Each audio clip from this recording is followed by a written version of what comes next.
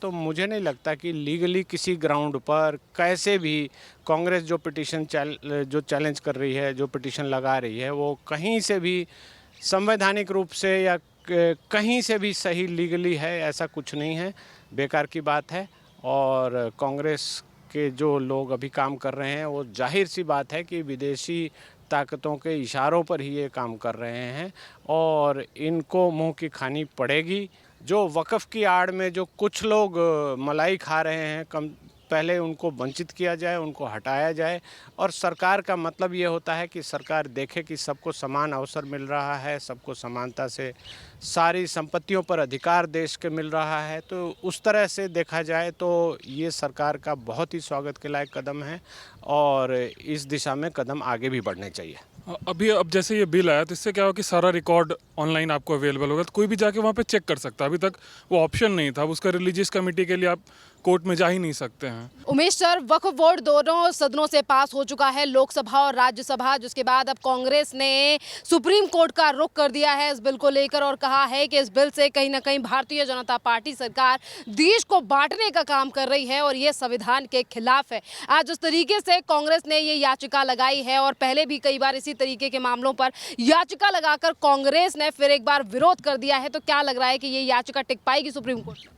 ये याचिका पहली बात तो टिकेगी नहीं। दूसरा, कांग्रेस की बात आप कर रहे हैं तो जो कांग्रेस ने जो अपने कारनामे 1995 में कर रखे हैं, वक्फ की आड़ में भारत के समानांतर एक सरकार बना दी, 9 लाख एकड़ जगह दे दी वक्फ को, और वो ऐसा हो गया कि किसी की भी संपत्ति वक्फ ले सकता है और सरकार की भी संपत्ति ले रहा था।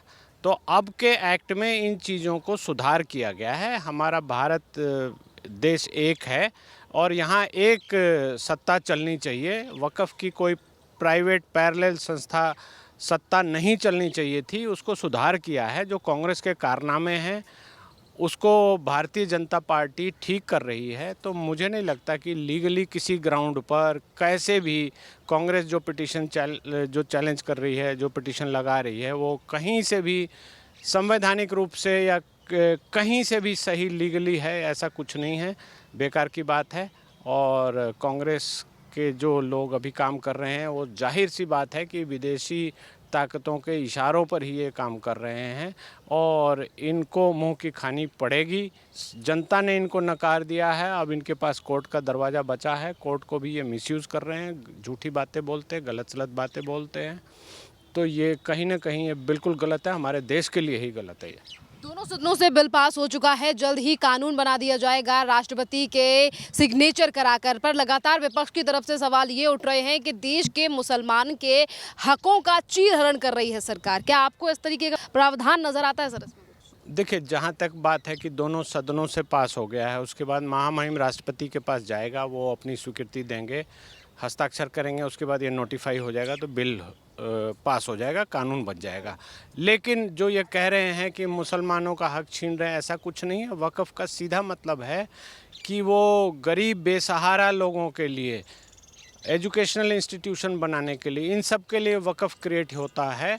तो वो काम तो सरकार ही कर रही है। अगर वो सारी संपत्ति सरकार, मैं तो ऐसा मानता हूँ कि वो सारी संपत्ति सरकार को ले लेना चाहिए और उसको जो गरीब लोग हैं, बेसहारा हैं, चाहे वो मुसलमान हो या ना भी हों, उनको इक्विटेबली डिस्ट्रीब्यूट करें, बराबरी से सबको दें, सबको उसका फ़ायदा मिले। जो वक्फ की आड़ में जो कुछ लोग मलाई खा रहे हैं, पहले उनको वंचित किया जाए, उनको हटाया जाए।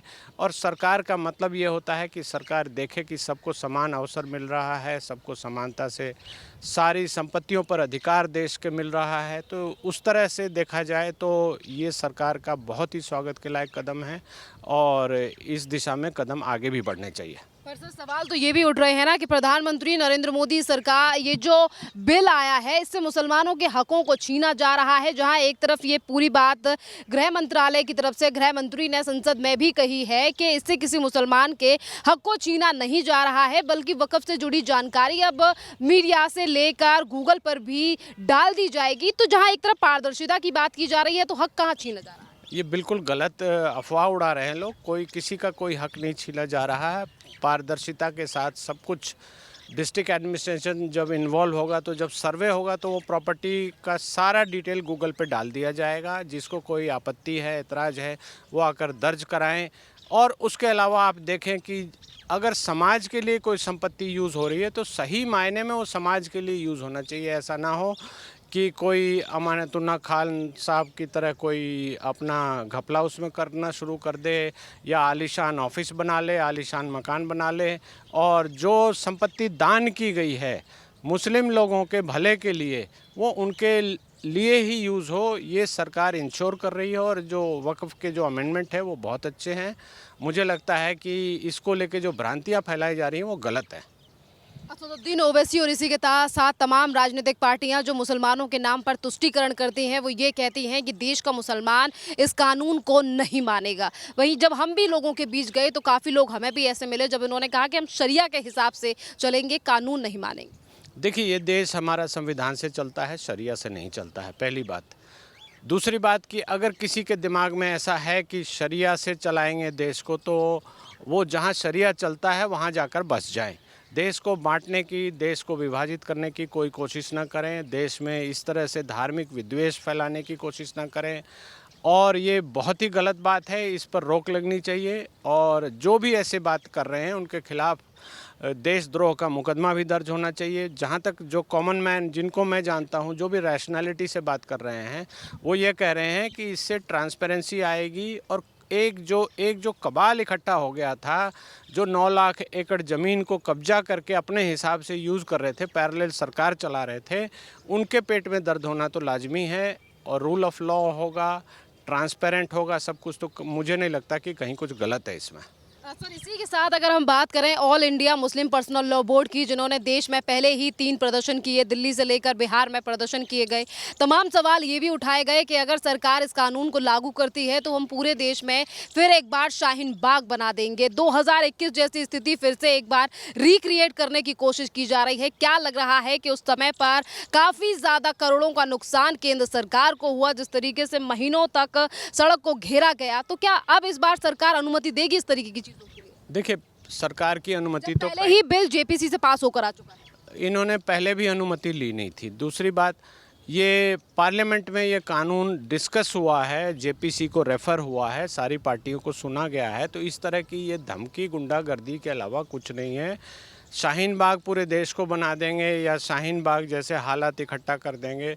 सबसे पहले ये मैं बता दूं कि शाहीन बाग अपने आप में एक ऐसी जगह है जो ज़बरदस्ती डीडीए की जगह पर बनाई गई है। तो सरकार को ये चाहिए कि शाहीन बाग जैसे जगहों को तोड़कर, हटाकर डीडीए को दे दे, ताकि डीडीए वहाँ पर प्लानिंग के तहत दिल्ली में सुधार कर सके। और दिल्ली में जो कॉलोनाइज़ करके वहाँ ढंग के लोगों को बसाए। अब क्या हो रहा है कि माफिया वहाँ कब्जे में है।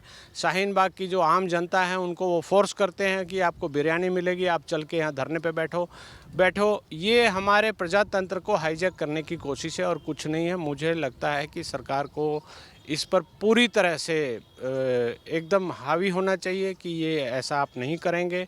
अगर आप करते हैं तो आप भुक्तभोगी होंगे, और तभी जाकर ये अमन और शांति इकट्ठा इसमें अमन और शांति का पैगाम सबको जाएगा। और सब लोग देखेंगे कि सरकार क्या करना चाह रही है और किस तरह से एक वेलफेयर स्टेट को ये काम करते रहना चाहिए। आप भी, क्या नाम है आपका? रितेश कौशिक नाम है। रितेश, आप भी एक युवा एडवोकेट हैं, तो आज जिस तरीके से ये बिल पास किया गया है, जल्द ही कानून बन जाएगा, आपको क्या लगता है कि जब ये बिल कानून बनकर देश में लागू किया जाएगा, कानून बनाकर देश में पेश किया जाएगा, तो उससे कितनी ज़्यादा पारदर्शिता आएगी? मैम, जैसे हमारी कंट्री प्रजातंत्र है तो उसके हिसाब से, जैसे अभी ओवैसी साहब ने खड़े होकर वो बिल भी फाड़ दिया था, तो वो बिल्कुल ही गलत है। और जैसा कि हमारे गृह मंत्री जी ने भी बोला है कि ये जो बिल है संसद के अंदर पास हुआ है, कोई ऐसे ही कहीं भी पास नहीं हो गया है। तो उस तरीके से अगर देखा जाए तो बेनिफिशियल तो है सर, संसद में अगर पास हुआ है तो पब्लिक के लिए भी है। तो आपको लगता है कि इससे पारदर्शिता आएगी और गरीब मुसलमानों को उनका हक मिलेगा? बिल्कुल मिलेगा, बिल्कुल। आज जिस तरीके से कांग्रेस ने पिटीशन लगा दी है सुप्रीम कोर्ट में और उनका कहना है कि इस बिल पर फिर एक बार विचार होना चाहिए, क्या लगता है कि जहां एक तरफ अल्पसंख्यकों को उनका हक मिल रहा है तो उसी हक को मिलने से रोक रहा है विपक्ष, क्या राय है? नहीं मैम, ऐसा कुछ नहीं है। देखिए, सरकार का जो भी राइट है बिल्कुल ठीक है। हम ही ने सरकार को चुना है। लोकसभा राज्यसभा ने जो भी बिल पास किया है बहुत ही अच्छा अमेंडमेंट है और ये वक्त बिल बहुत अच्छा पास हुआ है। कितनी पारदर्शिता, कितने भ्रष्टाचार पर लगाम लगेगी? जो अभी तक सवाल उठते थे कि भ्रष्टाचार, इसी वक्फ बोर्ड के चलते कई सरकारी संपत्तियों के ऊपर अपना हक बताया गया, 60 साल से रह रहे हिंदुओं के गांव के ऊपर कब्जा कर लिया गया, पर आज इस बिल को आने से क्या लगता है कि इस तरीके के भ्रष्टाचार पर लगाम लगेगी? अब जैसे ये बिल आया तो इससे क्या हो कि सारा रिकॉर्ड ऑनलाइन आपको अवेलेबल होगा, तो कोई भी जाके वहाँ पे चेक कर सकता है। अभी तक वो ऑप्शन नहीं था। अब उसका रिलीजियस कमेटी के लिए आप कोर्ट में जा ही नहीं सकते हैं। तो अगर कोई रिलीजियस ऑर्गेनाइजेशन बना के अगर आपके पर्सनल प्रॉपर्टी को कुछ कर रहा है या गवर्नमेंट प्रॉपर्टी पे भी कब्जा जमाना चाह रहा है, तो अब पॉसिबल नहीं होगा, क्योंकि अब एक रिकॉर्ड है। आप वहाँ जाके चेक कर लीजिए क्या ये सच में उनकी प्रॉपर्टी है, बहुत अच्छी बात। अगर नहीं है तो फिर वहाँ से खाली करें। जैसा कि अभी आपने कहा कि सारी जानकारी अब आपको मीडिया पर, यानी कि सोशल मीडिया पर मिल जाएगी, गूगल पर मिल जाएगी, तो इससे पारदर्शिता और भ्रष्टाचार में कमी आएगी। और इसी के साथ साथ जो अभी तक किसी भी जमीन के ऊपर कब्जा कर लिया जाता था, रीवेरिफिकेशन भी किया जाएगा, इस पे क्या कहेंगे? या अब रीवेरिफिकेशन हो पाएगा। पहले क्या था, उसका एक अलग कमेटी ही बन रहा था, तो बहुत ज़्यादा लीगल रिकॉर्ड्स भी हमारे पास नहीं था। बट हमारे पास अब लीगल रिकॉर्ड्स रहेगा बहुत ज़्यादा। हम लोग काफ़ी इजीली, अगर किन्हीं का जमीन पे कब्जा हो गया या इवन गवर्नमेंट लैंड पे अगर कोई जाएंगे तो वहाँ जाके आप इजीली कोर्ट में अप्लाई कर पाएंगे और अपने लैंड को आप रिट्रीव कर पाएंगे। ये बहुत संख्यकों के खिलाफ लग रहा है आपको या उनके हित? संख्यों के खिलाफ में कैसा हो जाएगा, क्योंकि एटलीस्ट उनका भी प्रॉपर्टी हो सकता है चला जाएगा कहीं कभी पे। अब एटलीस्ट ये तो हो कि उनकी भी सेफ गार्ड हो जाए, क्योंकि अल्टीमेटली इंडिया एक मतलब सेकुलर कंट्री है। सेकुलर कंट्री है तो सबको इक्वल राइट्स होने चाहिए ना, सबका राइट प्रोटेक्ट होगा। वो सारों का अलग अलग एक, मतलब जो ऊपर में रूल कर रहे हैं उनका कोई, आप कह सकते हैं पहले चेक एंड बैलेंस नहीं था, अब हो पाएगा। इसके थ्रू ऐसा नहीं कर सकते हैं कि वो ऊपर पावर में बैठे हुए हैं और नीचे एक पूरा पसमानदा मुसलमानों का एक ग्रुप है जिनको कोई सुनने वाला नहीं है। अब वो भी अपने राइट्स के लिए उठ पाएंगे। महिलाओं की भागीदारी हो जाएगी तो गरीबों की भी और महिलाओं की भी। जी जी, सबका इक्वल, यहाँ पे स्टाटा इक्वल हो जाएगा। यस।